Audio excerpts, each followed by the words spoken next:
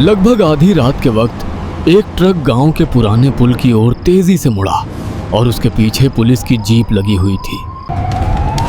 Truck driver घबराहट में किसी से फोन पर बात कर रहा था।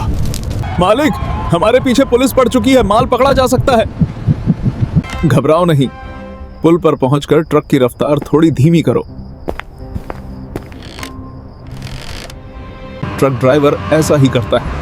तभी दूर झाड़ियों में छिपा एक नकाबपोश आदमी फायरिंग करता है। गोली सीधा ट्रक ड्राइवर के सिर में लगती है और बेकाबू ट्रक नीचे नदी में जा गिरता है। दयालपुर गांव में रामू हलवाई चौराहे पर अपनी मिठाई की दुकान लगाता था।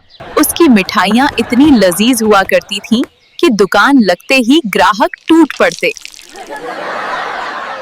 हाय हाय मैया, मुंह तो जल गया रे। अरे अरे आराम से खाओ ललन चाचा, ना तुम कहीं भागे जा रहे हो ना ये मिठाइयाँ। अरे क्या बताएं भैया, ये रामू भाई का स्वादिष्ट गर्मा गर्म जलेबी देख के मेरा भुक्कड़ पेट ससुरा रुकने ही नहीं देता। तभी तीसरा ग्राहक बोल पड़ता है। अरे सही कहा भैया, क्या मीठी जलेबी, क्या गजब की रबड़ी, ऊपर से ये देसी मसालों से लिपटा हुआ।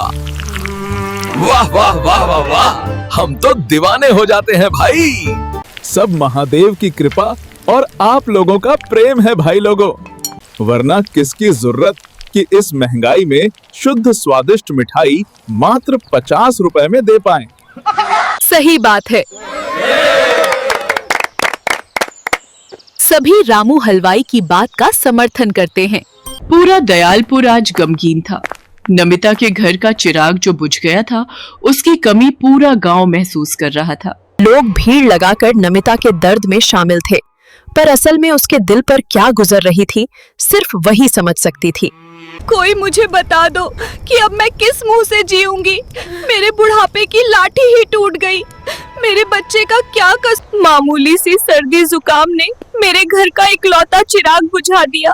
वही तो मेरी आखिरी उम्मीद था।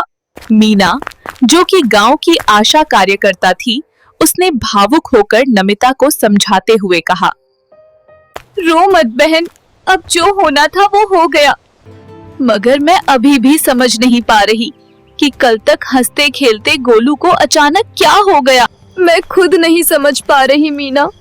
कल रात सोने से पहले मैंने अपने बेटे को सिरप पिलाई थी और सुबह उठकर देखा तो मेरे आंख के तारे की सांसें बंद हो चुकी थीं।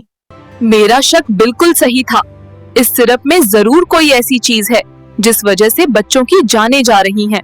पिछले 15 दिनों में ये तीसरा केस है।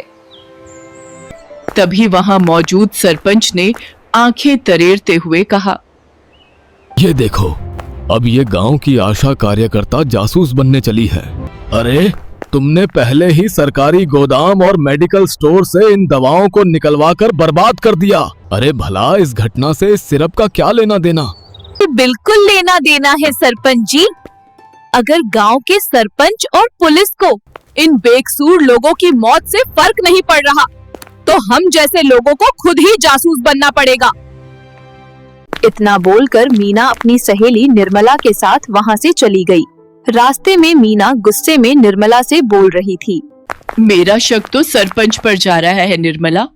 हो न हो इस केस से सरपंच का जरूर कोई लेना देना है, जिसका पर्दाफाश मैं करके रहूंगी। पर जो करना था हम पहले ही कर चुके मीना। हमने मीडिया की मदद से सरकारी गोदाम और मेडिकल स्टोर से सिरप निकलवाकर बर्बाद करवा दी। फिर भी न जाने कैसे ये लोगों तक पहुंच रही है। सिर्फ इतने से काम नहीं चलेगा निर्मला, हमें इसकी जड़ तक पहुंचना होगा, जहां से ये सिरप बनकर यहाँ पहुंच रही है। तभी मीना को कोई आवाज देता है। रामू हलवाई उसे आवाज दे रहा था। अरे ओ हवा हवाई बिटिया रानी, अरे तनक, हमारी भी सुन लो। मीना और निर्मला ने पीछे मुड़कर देखा। रामू हलवाई उसे आवाज दे रहा था। दोनों उसके पास पहुंची। अरे हमारी बिटिया रानी, बिना खाए पिए यूं भर भटके हम कैसे ना देख लें भला? ठहरो, तुम दोनों को गर्मा गर्म जलेबी खिलाता हूँ। रामू हलवाई की बातें सुनकर मीना की आंखों में आंसू आ गए। उसने भावुक होते हुए कहा, मैंने अपने पिताजी को तो नहीं देखा रामू काका, मगर मुझे पूरा भरोसा है अगर वो होते तो बिल्कुल आपकी ही तरह मुझे प्रेम करते। मेरी एक बिटिया थी मीना, जिसे एक हादसे में अस्पताल से मैंने खो दिया था। कोई उठा ले गया था उसे।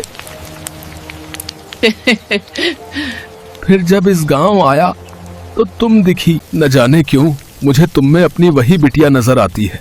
अगर वो आज मेरे पास होती तो बिल्कुल तुम्हारे बराबर होती। इतना बोलते हुए रामू हलवाई रो पड़ा और मीना ने भी रोते हुए उसे गले लगा लिया। आए दिन न्यूज चैनल नकली सिरप से होने वाली मौतों की खबर सुना रहे थे। उधर मीना कमर कस के असली मुजरिमों की तलाश में मीना लग चुकी थी। वो रात के वक्त छिपकर सरपंच की कोठरी पर नजर रखती थी। हो न हो सरपंच अपने काले कारनामे रात के अंधेरे में ही करता होगा, मुझे नजर रखनी चाहिए। 2 दिन तो मीना को कोई नहीं दिखा, मगर तीसरे दिन रात के वक्त एक ट्रक आकर सरपंच की कोठरी के सामने रुका। मैं तो सोच रही थी ये सब सरपंच का किया धरा है, पर ये तो अच्छा हुआ मैंने ट्रक का नंबर याद कर लिया है। अगले दिन थाने में इंस्पेक्टर के सामने मीना बयान दे रही थी। मैंने ट्रक का नंबर साफ साफ देखा था साहब। AMH 21T5675, वो दवा की खेप उसी में जा रही थी। मैंने अपनी आंखों से देखा इंस्पेक्टर साहब, वो 2 नकाबपोश थे। उन्होंने सरपंच जी से कुछ बातें की और उन्हें गोली मारकर ट्रक से फरार हो गए। हम उनके होलिया और ट्रक की जानकारी दर्ज कर रहे जी हैं। जरूर बताऊंगे। हाँ सर, मगर मीना इतनी रात में तुम वहाँ क्या कर रही थी? मैं भी इस केस की छानबीन अपने तरीके से कर रही हूँ सर, ताकि आप लोगों की मदद कर सकूं। ठीक है, ये तो अच्छी बात है मीना, पर यह काम जोखिम भरा है, इसलिए मैं तुम्हें इसकी इजाजत नहीं दूंगा। मैं ध्यान रखूंगी सर। कुछ और पूछताछ के बाद आखिरकार मीना वहां से चली गई। एक शाम मीना घर से बाजार की ओर आ रही थी। तभी उसे वही ट्रक दिखा जिसमें सवार लोगों ने सरपंच को मारा था। इसका नंबर मुझे याद था। ये लोग जरूर कहीं छुपने जा रहे हैं। मुझे कुछ करना पड़ेगा। ट्रक उस वक्त रुका हुआ था और मीना इतना सब सोचते हुए उस ट्रक में जाकर चढ़ गई, मगर ट्रक में चढ़ते हुए कोई तो था जो उसे छिपकर देख रहा था।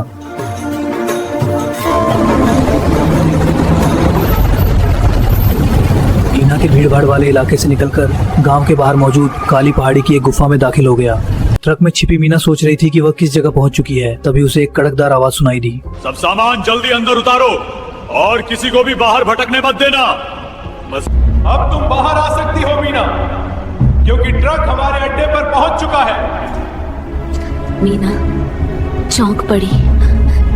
उफ, अब तो मैं फंस गई, मगर मैं इन गुंडों से डरूंगी नहीं।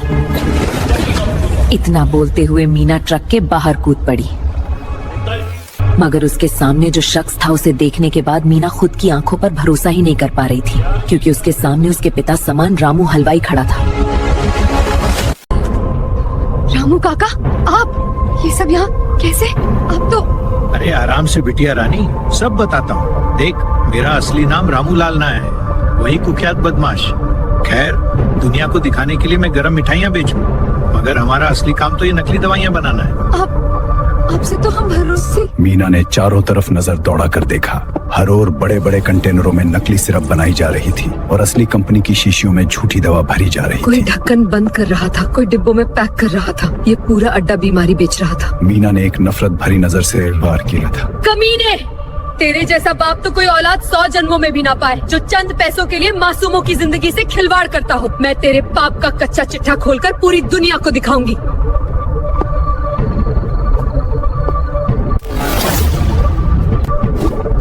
मीना वहीं गिरकर बेहोश हो गई। अरे ओ छोरी, इमोशनल हो गई थी। इस वक्त मारना सही नहीं था।